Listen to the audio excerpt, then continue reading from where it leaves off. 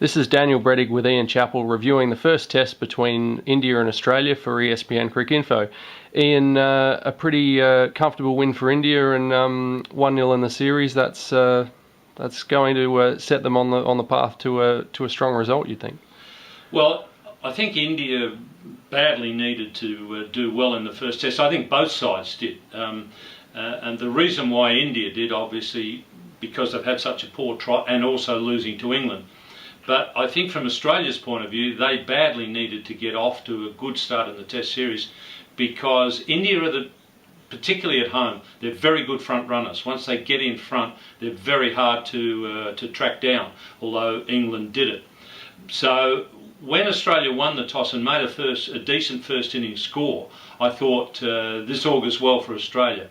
But eventually, the things that brought them undone were basically their fragility against spin bowling. And whilst I can understand the selection of the 4 quickies, I mean, if you ask the question, what is our best attack? That was Australia's best attack, was the base-based attack. But I think you had to ask a further question over there. I think you had to say to yourself, okay, that's our best attack, but what is our best attack under these conditions? And maybe they might have come up with a different answer. But I don't, I mean, it's easy to be smart in hindsight and say they picked the wrong combination. But I think, certainly the idea was right, but they might have to temper that. And that's going to be the hard thing now. Australia have got the problem of they're going to be damned if they make a lot of changes, because they're going to be said to be panicking.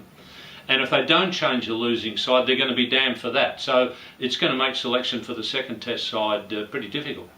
India, as you say, have now got momentum in the series. There were quite a few question marks around various elements of their side going into this match because of what happened against England. MS Dhoni in particular, I mean, his captaincy is still something that waxes and wanes a little bit in terms of how aggressive he is, but his batting was quite supreme.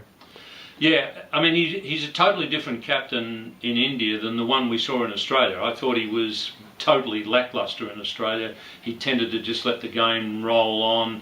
I thought the selections in Australia were totally unimaginative. But, his field placings, even in the first innings, were much more aggressive than they were in Australia. And then the way that he batted and took the game away from Australia, and the way that he did it, the counter-attacking way that he did it, showed just such a positive mindset that just wasn't on view at all in Australia.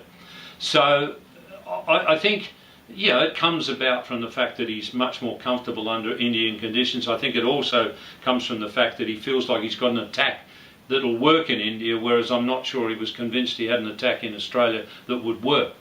But I think India has still got some question marks. I mean, obviously their opening batting position is a real question mark.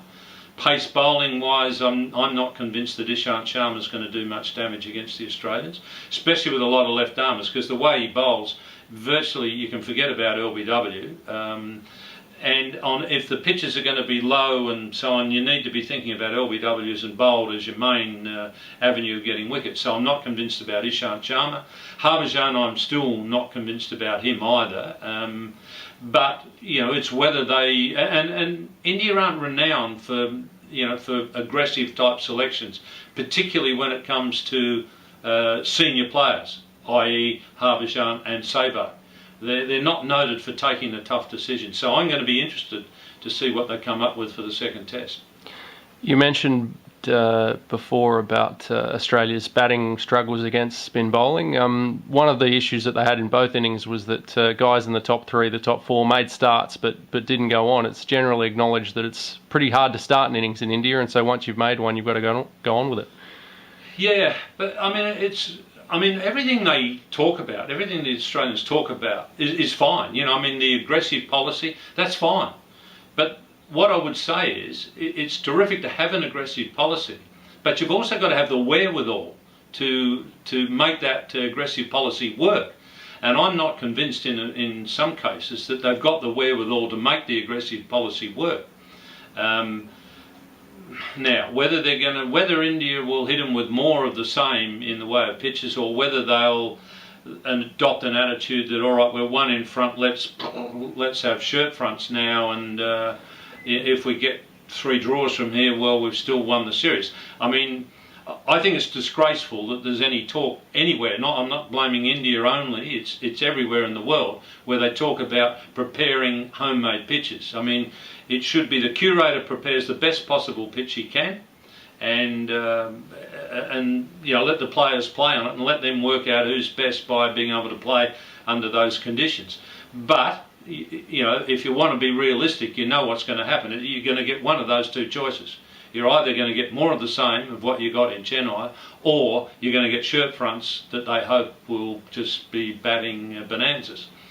So, you know, if they're batting bonanzas, I think that'll be the wrong way for India to go. I think, you know, if they're going to make pitches to suit, they'd be better off to keep going down the path they went in Chennai, because at least if it's a pitch like that, it makes you think about how you're going to win the game. If you produce shirt fronts, then you start to think, oh, we can draw this game.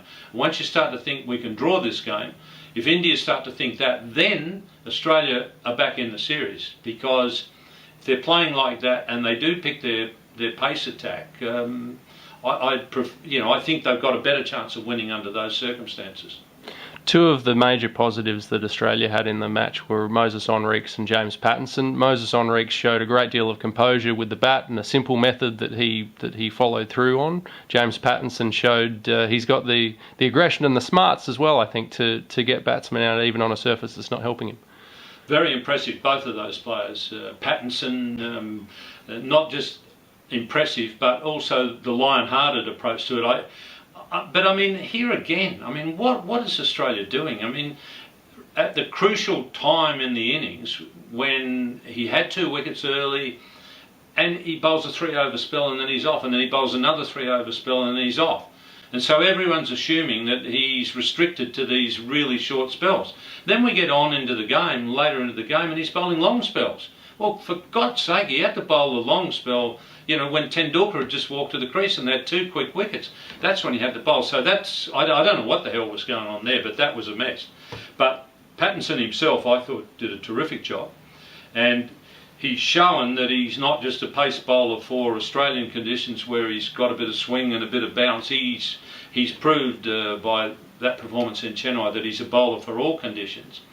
And Moses Henriques, I was really impressed with him, and I was impressed with the temperament and his technique and his mental approach to batting. Now, when you talk about being aggressive against the spinners, I think the way he went about it was the perfect way.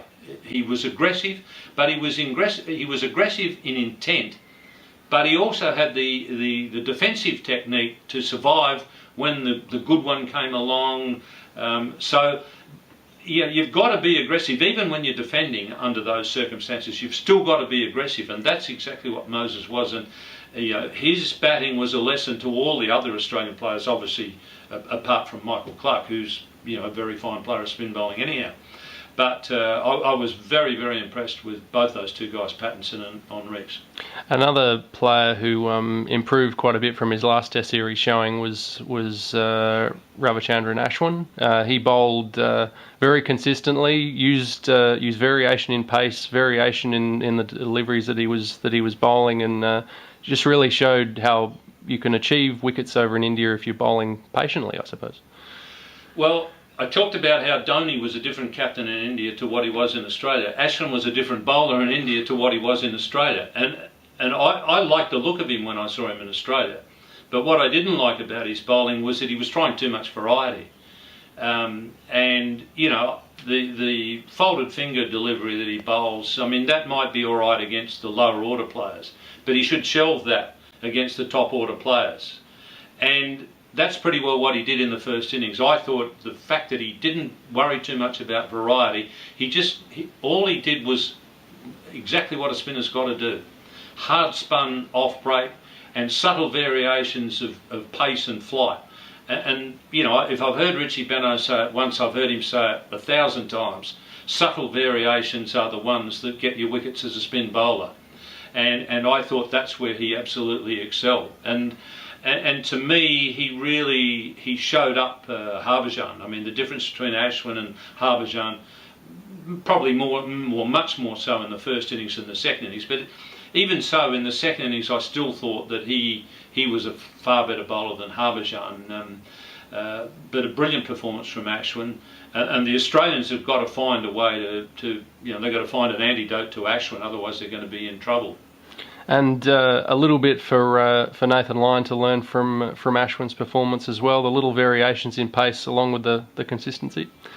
Well, I mean, you can look at the way somebody else bowls, and you might learn something from it, but in the end you've got to bowl your way. People were talking about, he should learn from what Panesar did and what Swan did in India. Well, that's all well and good to talk about that, but in the end you've got to work out what's best for you, and that's what you've got to go with. And what he can learn from Ashwin is that spin bowling is about consistency of line and length, just bowling balls in a spot that are going to trouble the batsman with those slight or subtle variations of pace and flight. And if he can do that, I think he's got the wherewithal to do it. I'm just not sure about his confidence at the moment. I think his confidence picked up as the game went along. But the reason I say that is there was way too much variation for a finger spinner. I mean, I saw him bowl at least a half a dozen giant full tosses. Big full tosses, not ones that sort of guys got out to and hit on the bottom of the bat. These were big full tosses. And then I saw some long hops. And you can't have that sort of variation from a finger spinner. If you get it from a leg spinner, you expect that. I mean, not many, Warne, O'Reilly and Benno and maybe a couple of others, the ability to not do that. But most leg spinners, you'll expect a bit of that, but not from a finger spinner. And just lastly, looking ahead to the Hyderabad Test, what changes would you look at making for the two sides? Well, I mean, the first thing that Australia have got to do is exactly what Michael Clarke said. We've got to have a look at the conditions. But I mean, if you're going to have five bowlers, and I'm counting in that five, I'm counting Moses on Riggs. If you're going to have five bowlers, I always think the balance has got to be 3 and 2. 3 quickies and 2 spinners. So, and I think Australia have just got to bite the bullet. I mean, the problem Australia have got, and the Australian selectors have got, is you could see from their selections, not only in the first test, but in the lead-up matches, that they don't have a lot of confidence in a second spinning option. They made that pretty clear. Now, the problem is, the players aren't stupid. They can read things into selections or non-selections. And, now Australia, the selectors have probably got to turn around and say, well, no, now suddenly we've got confidence in you, whoever it is, the second spinning option that they come up with. But I think they've got to at least have that balance, 3 and 2, whichever way they decide to go. And I think I'd say 3 and 2, no matter what the conditions are. If they suddenly saw, if the next test was to be played in Mohali, then I might think about, the same combination of bowlers as they had in Chennai. Because Mohali, I think, will be a pitch that will suit the Australians. There'll be a bit of pace and a bit of bounce there. But I doubt you're going to see that in Hyderabad. So I'd be looking at a balance of 3 and 2. I'm sick of saying it, but Watson's got to open the batting, probably that'd be the 2 changes I'd make. Just a change in attack and get Watson up to the top of the order. And any for India? Well, if I was an Indian selector, I'd be a bit brutal. I think I'd be looking at 1 change opening batting. I suspect, and I hate to say this because I've admired his play for a long time, but I got a feeling that, and the fact that he's gone out and got glasses tells me that Sehwag is clutching at straws a bit, and he looks to me like a bloke who's really struggling at the moment, really struggling. I think I'd probably, well, they've picked a side for 2 squads, so they're obviously not going to do it, but Gambhir in India, I would, if it was in Australia, I wouldn't be picking Gambhir, but I'd probably pick Gambhir in India because, the problem he's got in Australia, he won't have so much in India, and he's a very good player of spin bowling. Ishan Sharma, I quite like the look of Bhuvaneshwar.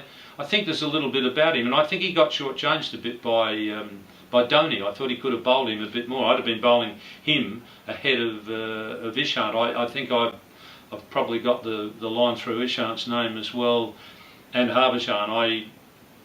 I think they're probably better to go with Oja than to go with Harbhajan again. But I'm not expecting that. If they make one change, I'll be surprised. If they make those three, you'll have to pick me up off the floor. Thanks very much, Ian.